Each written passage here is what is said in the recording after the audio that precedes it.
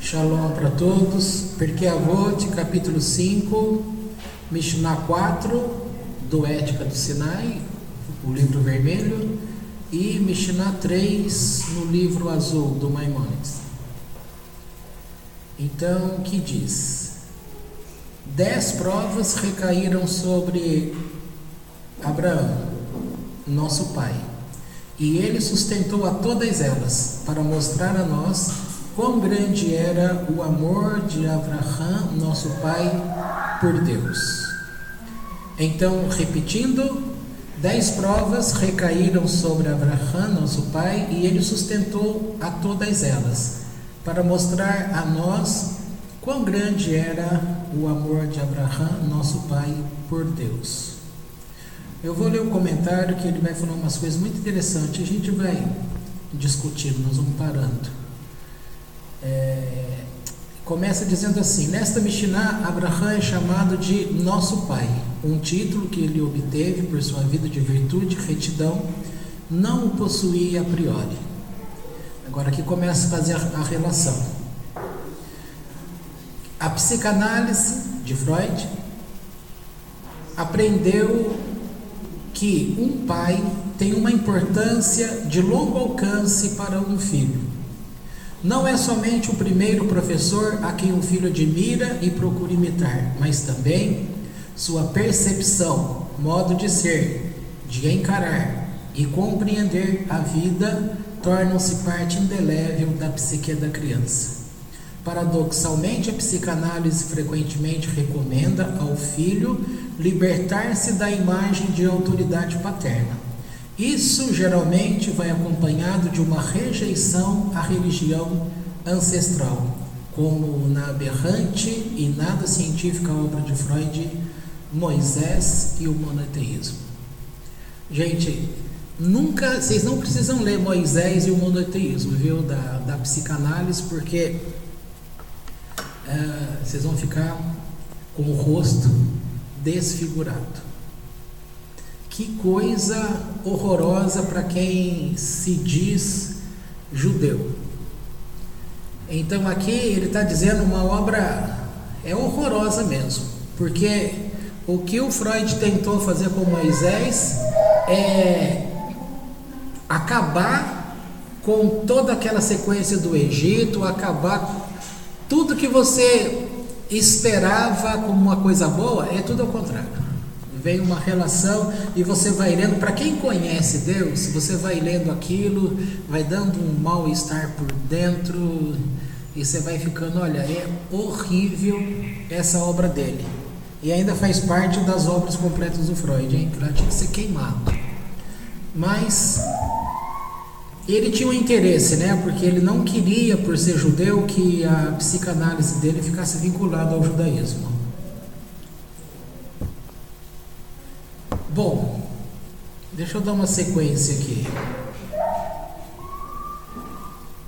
Na Bíblia encontramos exemplos suficientes de reis hebreus idólatras, caçoando de seus pais piedosos ou vice-versa, mas tal conflito não ocorria quando pai e filho tinham caráter e conhecimento religioso sólidos.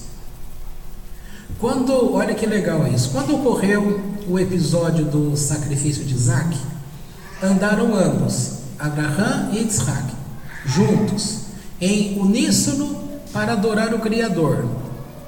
Lemos: estas são as gerações de Isaac, filho de Abraão. Abraão gerou Isaac, ou era o pai de Isaac. O Midrash interpreta a segunda parte, aparentemente supérflua, como significando que Isaac era extremamente parecido com Abraão. Não só fisicamente, mas como diz o Zohar, agora que Abraão estava morto, sua imagem permaneceu em Isaac. E todos que vissem Isaac diziam: é Abraão. Na piedade, caráter do pai continuou no filho. Aqui é bom a gente dar uma paradinha para poder compreender algumas coisas. Não sei se vocês lembram do Midrash também, quando fala sobre quando a mãe do Isaac faleceu, Sara, conta que em seguida, quando Isaac entra na tenda, ele encontra a mãe dele. Aí você vai pensar, mas espera aí, como que ele vai encontrar a mãe dele se a mãe dele tinha morrido? E aí diz assim, não, Sara não morreu, ela continuou viva. Então ela estava viva onde? Ela voltou a viver? Não é o sentido de ressurreição aqui. Aqui é o sentido de que tudo aquilo que ela era agora permanecia vivo em Rivka, a esposa de Isaac. Tá? O mesmo sentido aqui está trazendo em relação a Abraão. Abraão, portanto, quando ele passa para o filho, que é Isaac. Isaac passa para Jacó, e tudo aquilo que é o temperamento, aquele comportamento com o Eterno, a gente vai recebendo de gerações a gerações, a gerações, gerações. Portanto, por isso que ele está fazendo essa menção, que essa Mishnah chama Avraham Avinu, ou seja, Avraham, nosso pai. Tá bom? E então aqui fica a explicação de por que ele seria nosso pai. Em que sentido? No sentido de tudo aqui. Aí você viu que ele começou a falar nessa questão de pai e filho. Ele trouxe a psicologia do Freud, que fala sobre esse comportamento. E isso aqui é bastante legal. Você vê no dia a dia coisa que você não presta atenção, mas é notório que deve haver. Aqui é bom lembrar o que a gente vem lendo no livro do Haim Sato, mostrando novamente o nível que Avraham atingiu. E esse nível que ele atingiu é que dotou Israel num patamar lá em cima, porque não houve homem de Adão até ele que obtivesse aquele patamar. Portanto, como a gente já frisou diversas vezes, eu estou falando mais e mais vezes para você poder guardar isso, que o motivo de Deus ter escolhido Israel não foi simplesmente porque Deus tinha que fazer uma escolha e ele escolheu porque ele quis escolher. Na verdade, o próprio trabalho de Abraão fez com que não tivesse outra pessoa a ser escolhida. Tinha que ser ele, porque ninguém conseguiu um nível. E tudo que ele gera naquele nível alto dele. Então, é por isso que Israel é uma nação diferenciada na terra. Tá bom? Em termos religiosos, fica difícil a pessoa compreender isso. Mas, no sentido do judaico, agora fica muito mais fácil você entender essas coisas.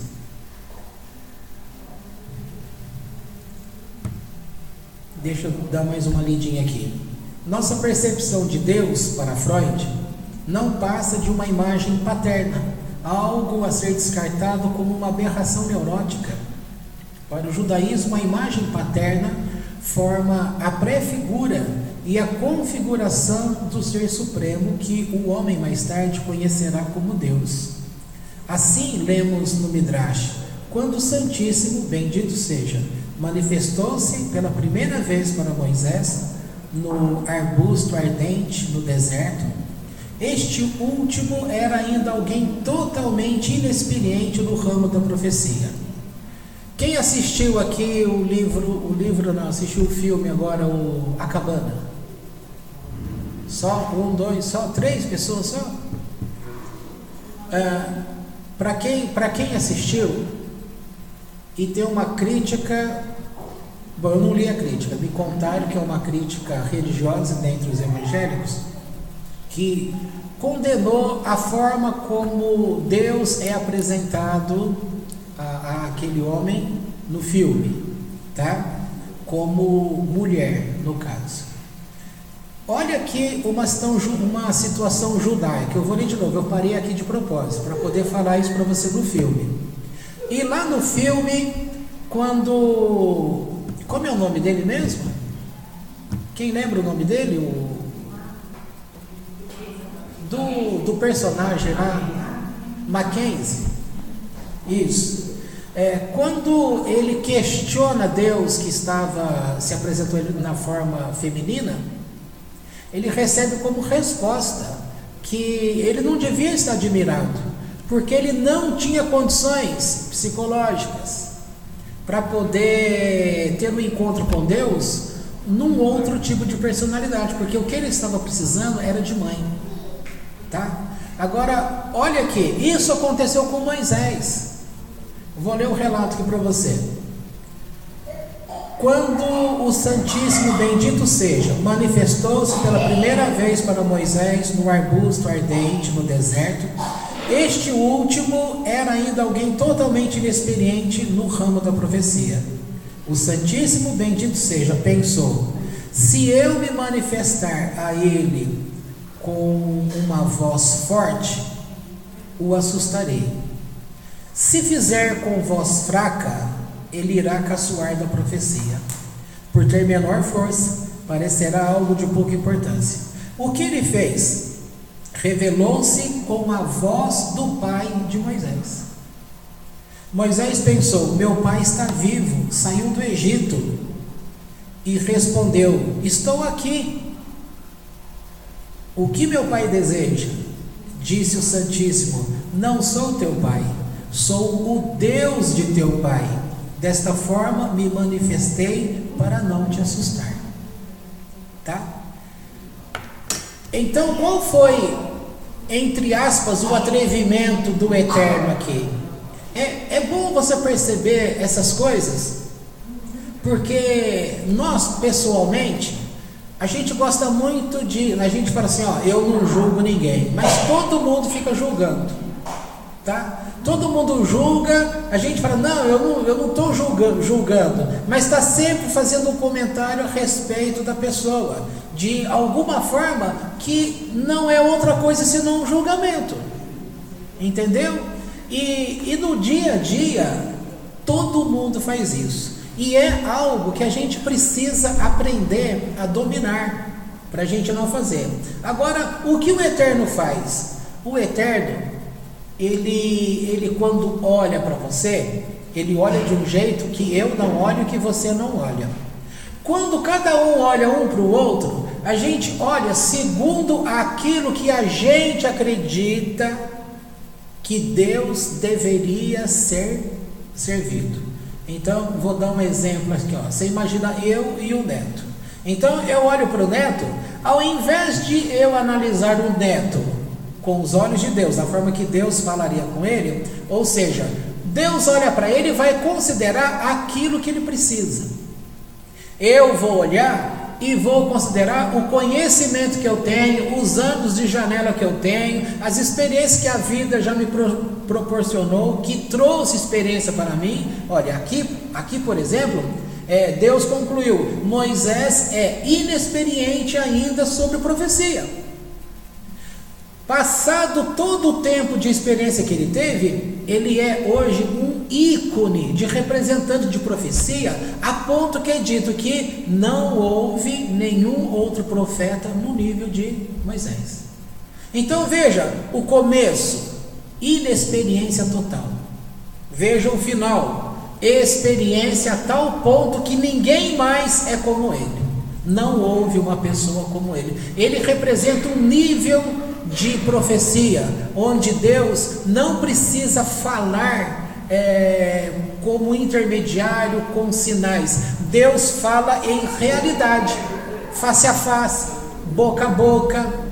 Não é por sonhos. Tudo que ele via em termos de profecia, ele estava acordado, era natural. Agora, para mim, para você, para muitas outras pessoas, a gente tem que estar dormindo ou ver numa representação, como se fosse uma visão, tá? Na verdade, seria o que nós vimos na terça-feira, uma inspiração divina.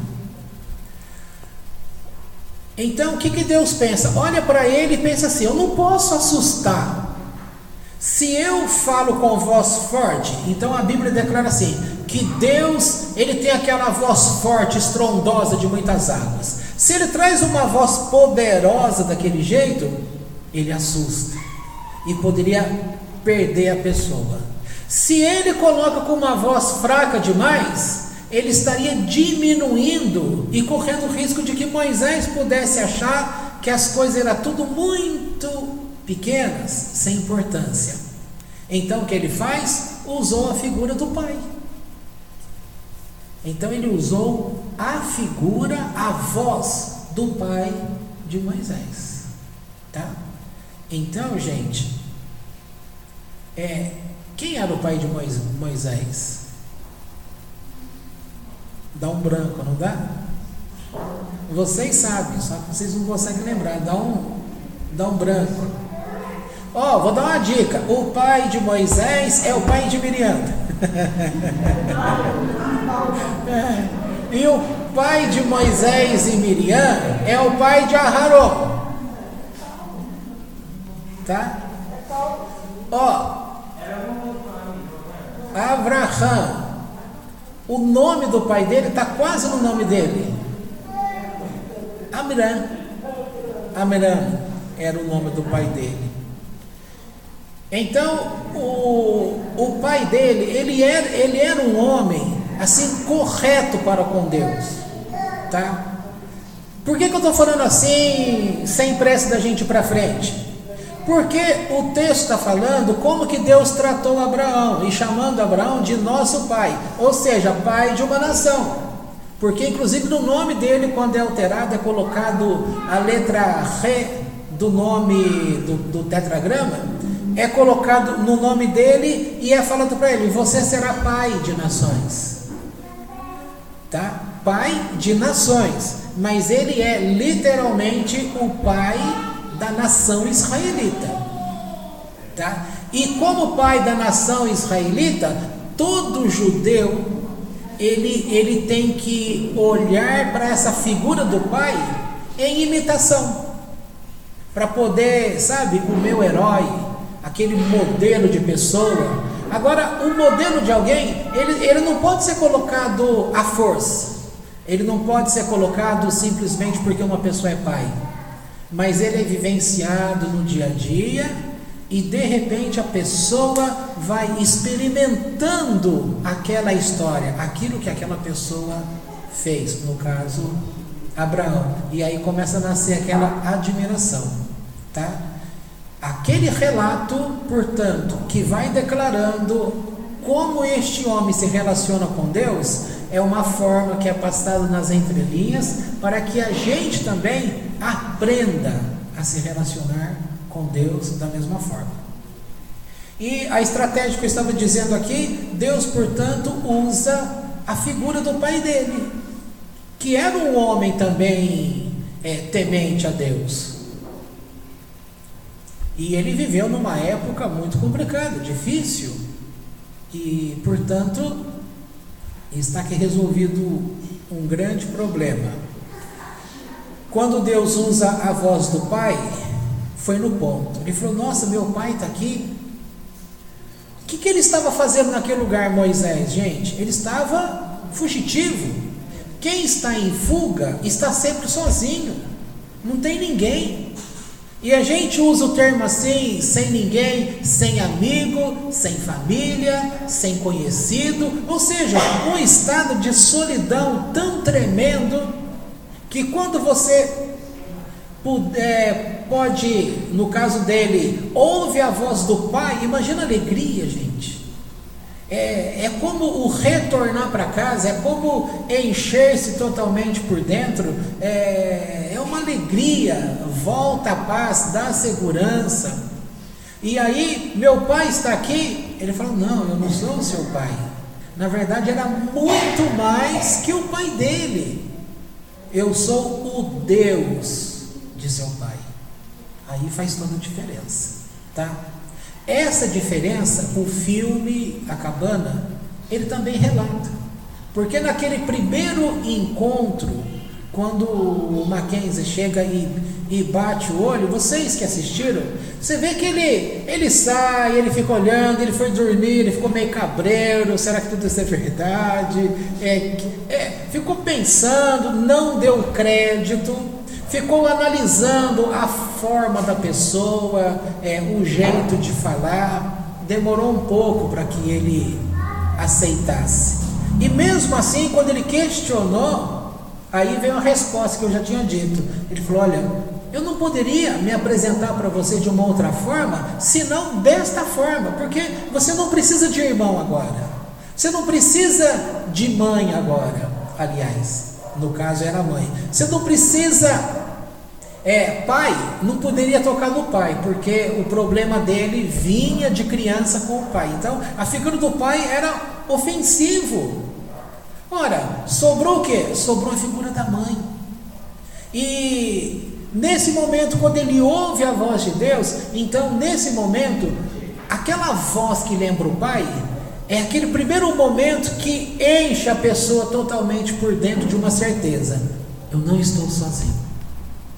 Sabe aquela percepção que no sentido físico de espaço, aquilo tudo é coberto com amor, e aí distância já não existe mais, é como se ele estivesse novamente dentro da casa dele, seguro, protegido, com as pessoas amadas, entendeu? Aí ele está completo. Então neste momento de segurança, Deus fala: eu não sou seu pai, eu sou o Deus de seu pai. Agora, vendo o que eu estava falando aí, a gente olha as pessoas e fica julgando, porque se você se sente alguém que se acha que está numa posição boa com Deus, aí você vê outros que estão aqui no nosso meio, aí passa um tempo, você sem perceber está exigindo que essa pessoa tenha o mesmo comportamento que você tem. Só que você tem a tua história, e a tua história é diferente da história da Neuza, que é diferente de você, que é diferente de você, que é diferente de você, que é diferente de você. E aquela razão que você já aprendeu, que para Deus só existe você, ela é verdade. Ela é verdade no sentido das digitais, por exemplo, como identidade. Ela é verdade nesse relacionamento, porque Deus não fez uma outra pessoa como você, porque Ele precisava de você. E na hora que Ele vai tratar com você, Ele não confunde você com outra pessoa. Eu coloquei no Facebook a foto paralela de o Gabriel e o primo dele, né? Que a gente nem conhece, a gente só conhece por foto. E eu achava que era parecido, a minha irmã achava que era parecido, e um monte de gente não acha parecido. Eu coloquei lá para ver aí, o que vocês acham? Parece ou não parece?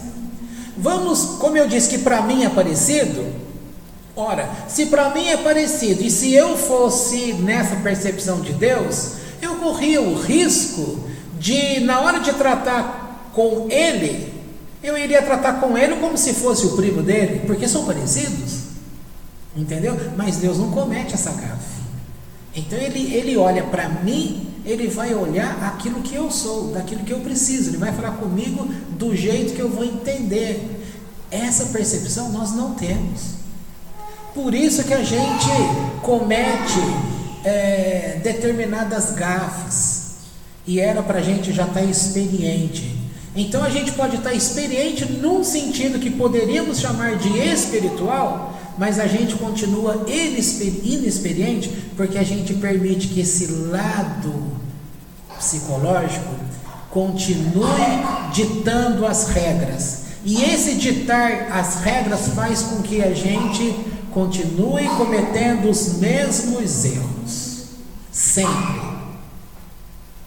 Então esta vida interior, ela tem procurado nos controlar, tá? Agora, quando a gente começa a aprender nessa relação, você pensa assim: voz é espiritual ou é físico? Não é voz, um monte de avós junto. É voz, som. A voz do Pai é físico ou é espiritual? É físico. Tanto é na hora que ele ouve a voz, o meu Pai está aqui. Olha, quando ele fala o meu Pai está aqui, é toda uma relação física, material, daquilo que é a vida dele, daquilo que é aqui. Então, vai trabalhar com o agora, que é o corpo, é nefesh. É o último estágio, o último no sentido de menor, de longe, nefesh, da alma do homem. Na hora que ele começa a lidar com essas questões, a voz é física, é material, e nessa voz material, ela toca um lado dentro dele que é emocional, tá? Então ele já tem nefesh, que se liga com o emocional. O próximo passo seria, ao longo do tempo, ele entrar nesse conhecimento Neshama, que é o nível mais íntimo aqui na Terra que um homem se relaciona com Deus. Então, eu não sou seu pai, mas eu sou Deus, seu pai. Aqui mostra um caminho que ele percorreu, e ele foi tão fundo nesse caminho que ele se tornou o único representante da profecia, fora dele não tendo nenhum outro. Agora, você percebe assim, aqui está dizendo que Deus deu a ele 10 provas. E ele que estamos falando, é uma pessoa que está aqui, top. Novamente o teu emocional fala assim para você: mas Deus, por que você está me provando? Por que eu tenho que dar provas a ti? Por que eu tenho que ser provado nessa questão? Por que eu tenho que ficar sem dinheiro? Por que eu tenho que ficar doente? Por que eu tenho que ficar sem amigos? Por que eu tenho que brigar em família? Por quê? Tudo que acontece, que está dentro de uma vida, a princípio normal e psicológica, a gente adota aquilo, tudo aquilo que acontece com a gente põe Deus no meio. A música que a Maria Rita canta, tá? Dizendo que Deus deve estar muito aborrecido, porque tudo que acontece com esse povo, eles colocam Deus no meio. Tudo que acontece, e a música fala assim, que Deus deve estar de saco cheio. A música fala, né? Conhece essa música da Maria Rita? Não? Mas a música fala assim: Deus deve estar de saco cheio, dizendo que ele não tem nada a ver com as coisas, e as pessoas vão colocando o nome dele em tudo, sendo que é uma questão nossa, são problemas particulares nossos, e a gente vai pondo Deus no meio. E você vai vendo que isso é verdade, porque que Deus não permita, a pessoa perde o emprego. Primeiro dia tudo bem, segundo dia tudo bem, terceiro tudo bem, deu uma semana, ela já começa a pensar assim, ela vai fazendo uma análise, né? Aí ela parte para o espiritual e fala assim: poxa, eu tenho servido a Deus tanto tempo, eu tenho ajudado pessoas. Aí ela começa a ver as coisas boas que ela fez, na ótica dela. Aí a próxima coisa, ela fala assim: por que Deus fez isso comigo? Eu não entendo. Por que eu tenho que ficar desempregado?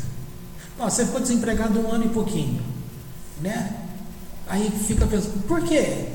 Aí a gente já está tão experiente nisso que a gente pensa assim, querendo ensinar a Deus, eu não vejo propósito nisso, eu fiquei 1 ano parado e não vi propósito nenhum. Então a gente já se coloca, sem querer entender, acima de Deus.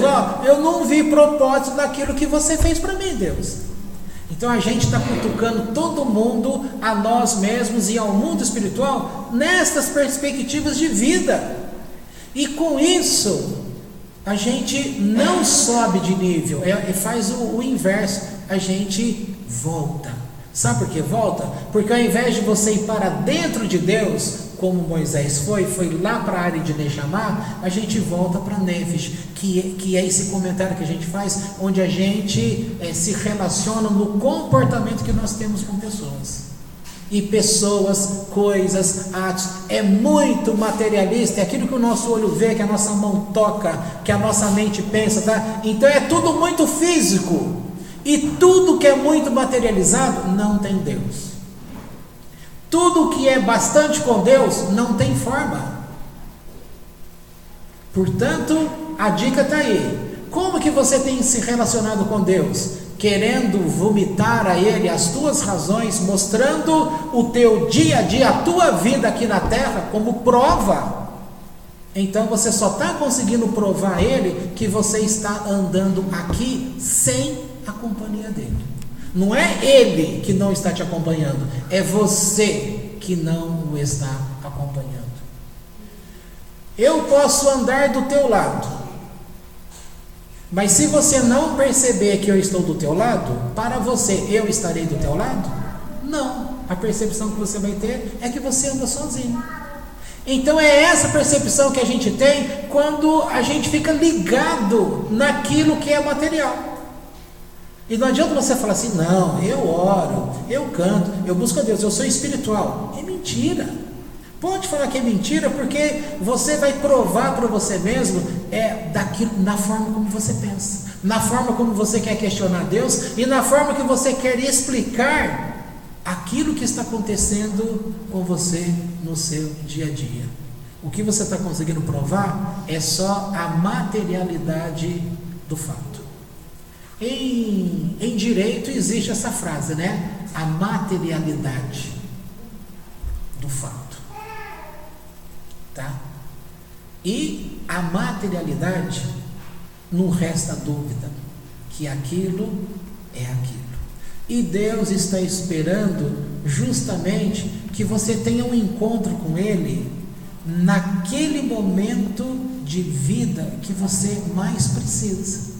Então novamente cai aqui, meu pai está aqui? Aí Deus vai falar, não, eu não sou seu pai, eu sou o Deus do seu pai. Então abre uma porta. O que você está precisando? Ah, eu preciso de um irmão. Então Deus naquele momento Ele vai se apresentar a você como se fosse um irmão. Para quê? Para que você abra a porta. E você vai ter um relacionamento em que naquele relacionamento vai abrir uma porta para você dar sequência, para ir mais além. Como é aquele texto que a gente gosta, tem uma música que a gente cantou muito, o teu amor me faz ir além e prosseguir. E é Amós, é Amós esse texto? 6. É aquele texto lá da música, Deus fez a ferida e sarou. É Amós 6. Confere aí, para ver se eu estou falando besteira. É o capítulo 6, que inclusive tem aquela música famosa, evangélica, vinde, voltemos ao Senhor, pois Ele, tá? Então, essa questão, quando você abre essa porta, então ele começa um relacionamento. O Eterno, ele quer um relacionamento familiar com você? Sim. Nesse sentido familiar, Ele vai olhar para você e vai considerar você inserido dentro do teu eu materialista, de alguém que está separado dele. Mas na hora que você começa a ter os problemas, Ele vai procurar estar perto, mas não no sentido material mais. Então Ele vai dar um jeito de se apresentar, para que você, mordendo aquela isca, você comece a ter um relacionamento com Ele. Aí vai para que nível da tua alma? Ruach. Então onde você começa a descansar naqueles momentos que as pessoas mais reclamam, tá? Tudo na vida das pessoas é desequilíbrio emocional.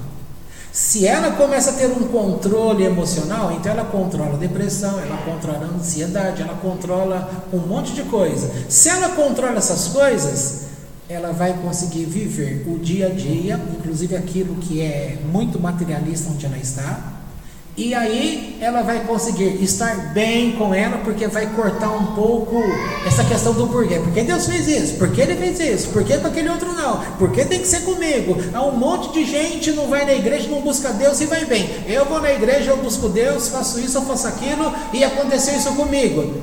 Aí ao invés de você passar pela tua rua para poder chegar num nível Neshama, um nível profundo para a espiritualidade, ao invés de você passar para o nível de cima, você desce a escada, você volta para o mundo material.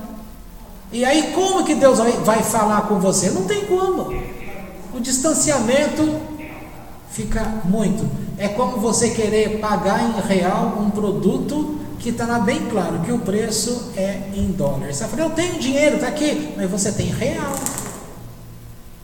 Aí ele vai falar, não, eu quero dólar. Relacionamento com Deus, Neshama, não é Nefesh, não é Ruach. Agora as oportunidades a gente vai tendo. Quem cria essas oportunidades para você ir abrindo essas portas dentro de você mesmo? Ele. Como que ele cria isso? Provando você. Agora vamos ver as provas que Deus deu a ele. Deixa eu pular aqui.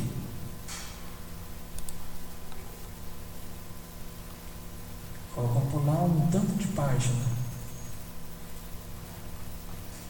Cadê o número 1?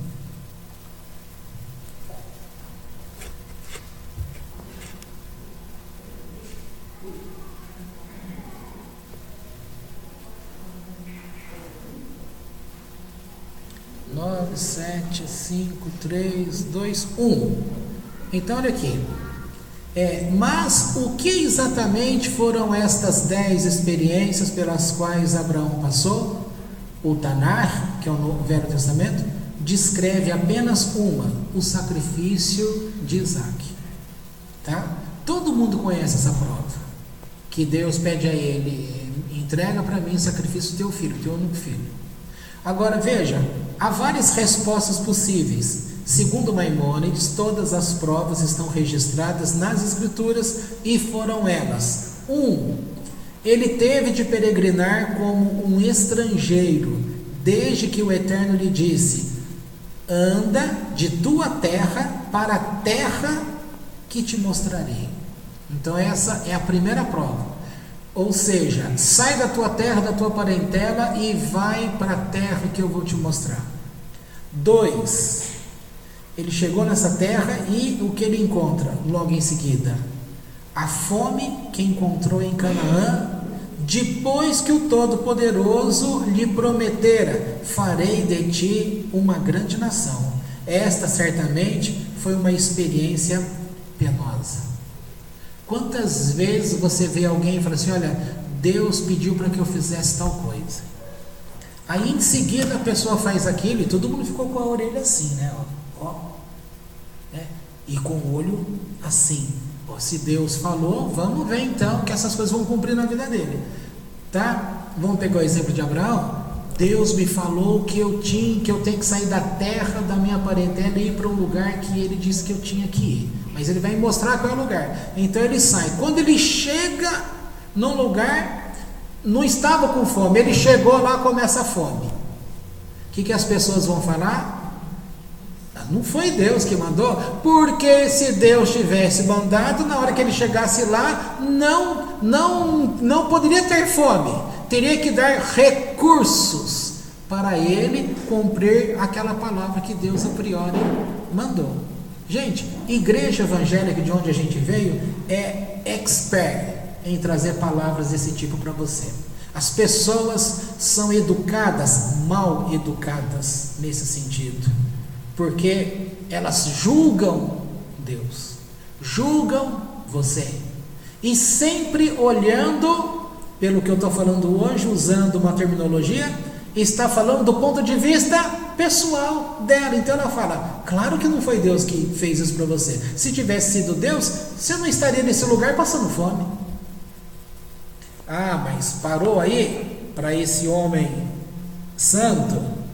Aí vem a terceira: os egípcios violaram direitos humanos elementares ao levar Sará para enfrentar o faraó. Aí ele tem que descer ao Egito para fugir da fome. Chega lá, pega a esposa dele e leva lá pro faraó. Aí novamente alguém vai falar: não, mas isso não é de Deus, era para ele ter ficado então lá na terra dele, porque Deus não faz isso. 4. Ele teve de lutar contra 4 reis conquistadores. Que época foi essa? Quando Ló já estava separado dele, o sobrinho dele. 5. Ele teve de tomar Agar como esposa, depois que perdeu toda a esperança de ter um filho com Sará. Deus tinha falado para ele: eu te darei um filho das tuas entranhas. Já tinha passado 10 anos, Deus vem e fala para ele de novo: eu disse que eu vou te dar um filho. Mas Deus, já passou 10 anos. Então você vai ter que esperar mais 10. E na verdade deu mais de 10. Dá um total de 24 para 25 anos. Você seria capaz? Você conseguiria viver com Deus num alto nível, sem se relacionar com o teu corpo material que você vive com as pessoas? Tá? Você conseguiria viver com Deus assim, mesmo que essa materialidade a todo instante está te provando ao contrário? Então, antes de você falar mal da tua vida, que Deus não cuida de você, veja esse exemplo. Quer ter as bênçãos que este homem recebeu? Mas as pessoas só querem ter o dinheiro que Deus deu para ele. Não querem ter as provas que Deus deu a ele e não querem ter o crescimento que este homem teve que aprender. Ele deixou de relacionar com ele próprio, com aquelas coisas que ele está vendo constantemente. As pessoas geralmente só vê a vida particular dela, é dentro da casa dela. Quem aqui, em sã consciência, consegue levantar a mão e falar assim: olha, eu não misturo os problemas que eu vivo dentro da minha casa com a minha vida com Deus? Você não vai conseguir. Porque as pessoas estão vendo a materialidade dos fatos. Só que isso, a gente já fala para vocês, há quanto e quanto tempo, isso é afastamento de Deus. Enquanto você não mudar a postura, não adianta você falar: eu tenho Deus. Eu garanto para você, você não tem Deus. Porque se você tem Deus, mas não se relaciona com Ele, você não tem Deus. Não é eu que estou julgando, falando que você não tem Deus. É você que prova para você mesmo que você não tem Deus. Você está vivendo com a materialidade que te cerca, e a materialidade que te cerca pode ser inclusive apenas o seu corpo, apenas o seu olho, porque é com o seu olho que você vê que tudo ao redor. É pesado esse negócio, hein? Depois é fácil: ai, Deus falou comigo. Quer dizer, Deus fala com você hoje, aí amanhã você está totalmente às avessas. Não pode ser assim. E quando você começa a tomar uma postura de não relacionar as coisas que são materiais, o povo fala assim: você é tonto, você está num mundo alheio, você está doente, você criou, como é que fala aí? Criou uma bolha, você foge dos problemas, você é covarde.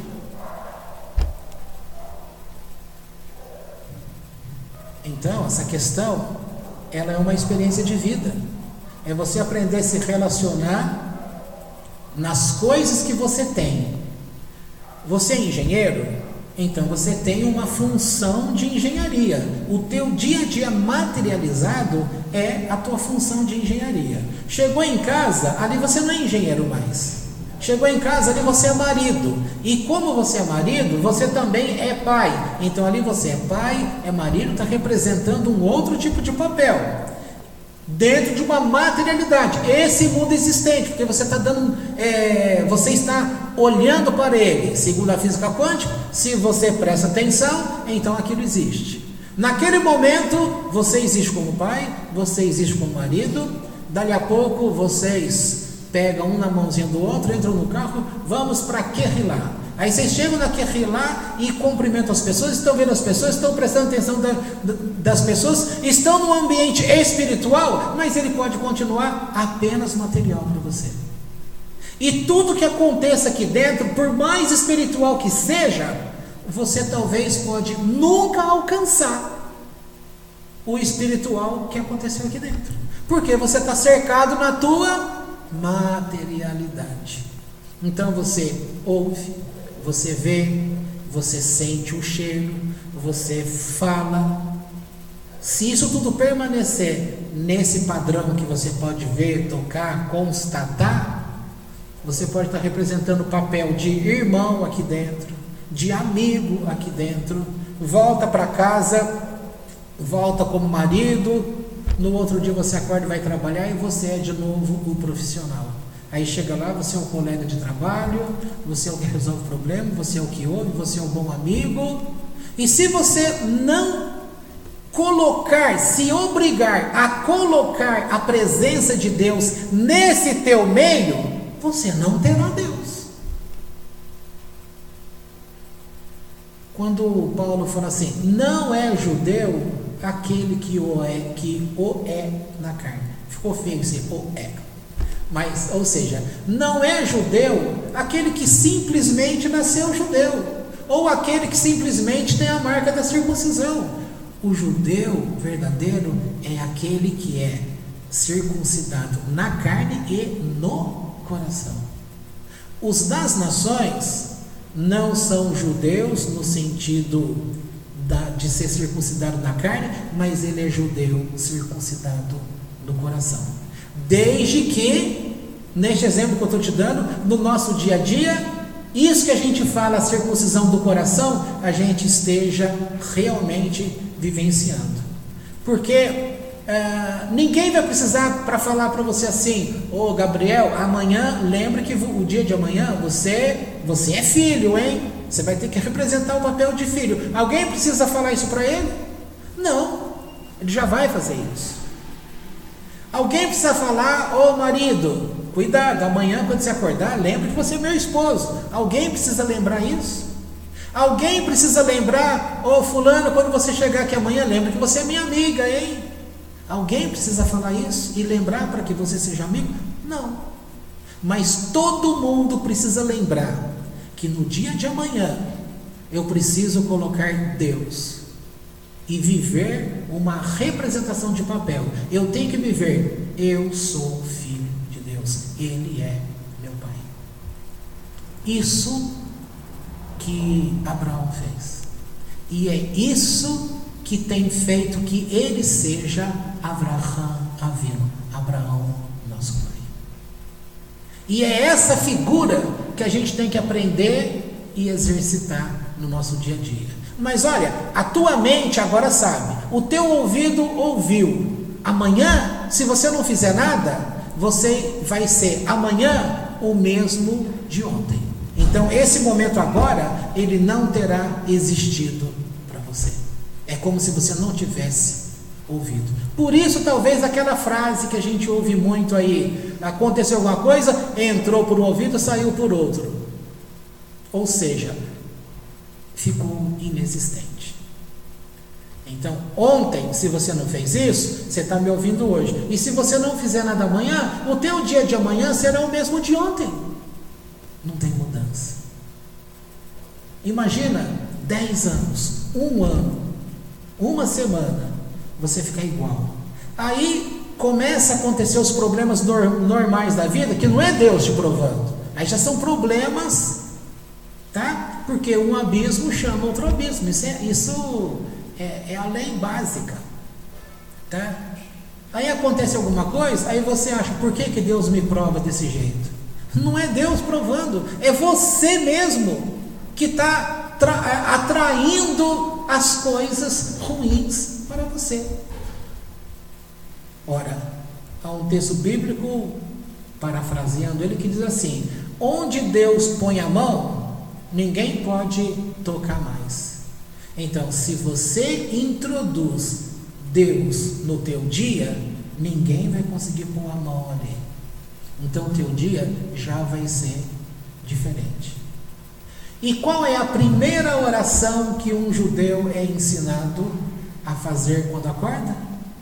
Declarar para Deus: muito obrigado, Deus. Ou seja, o primeiro ato quando o abrir os olhos é introduzir quem no seu dia?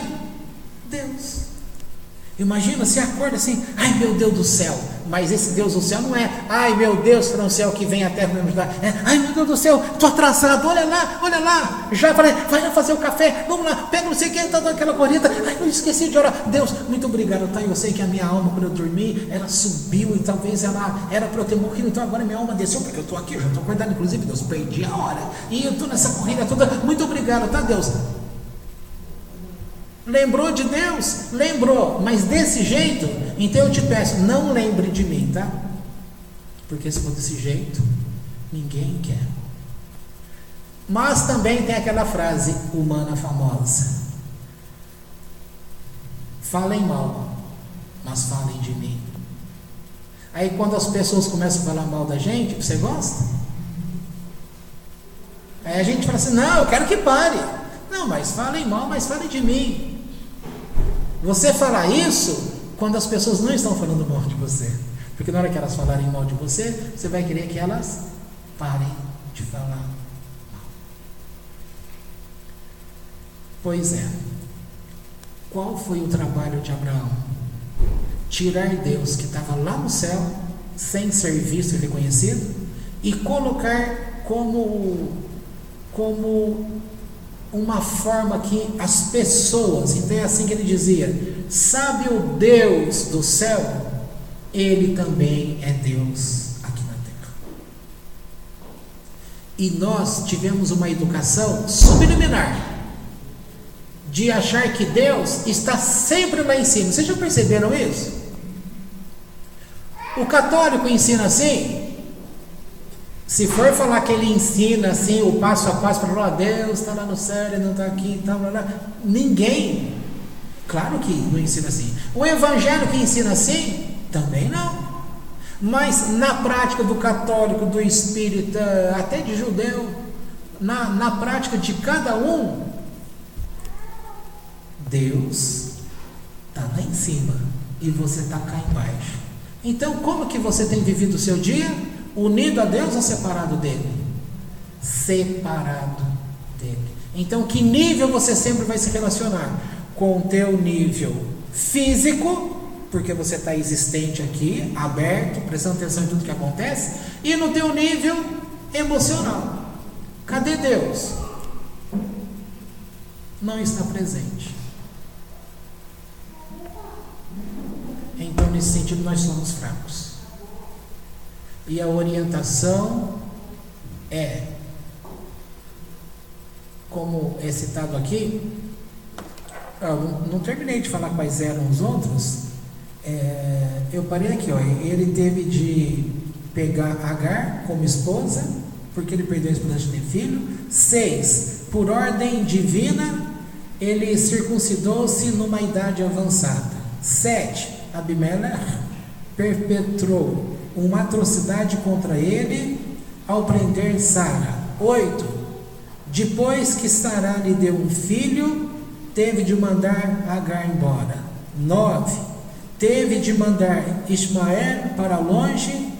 As escrituras dizem: e desagradou a coisa aos olhos de Abraão, por causa de seu filho, que deveria expulsar. E disse Deus a Abraão: não desagrade a teus olhos por causa do moço. 10, quando Isaac foi atado, o sacrifício de Isaac, expressão mais conhecida, embora inexata. Essa foi a 10ª prova.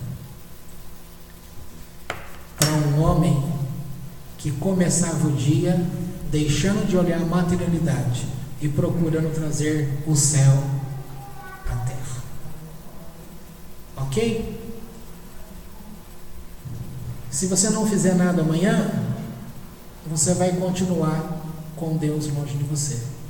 Se você começar a trazer, sugestão do Gabriel para mim ontem, que quando a gente acabar o livrinho O Caminho de Deus, a gente começa a falar sobre um livrinho muito pequenininho, que é Hitbodedut, que é justamente essa arte de conversar com Deus. É justamente o que eu estou falando hoje. É você trazer um relacionamento entre você e Deus diário. Tá bom? Podemos parar aqui, né? E do jeito que falou, eu vou dar essa parte como completa, tá? Aí a gente já entra numa próxima Mishnah na outra sexta. Tá bom? Então, 3, 2, 1.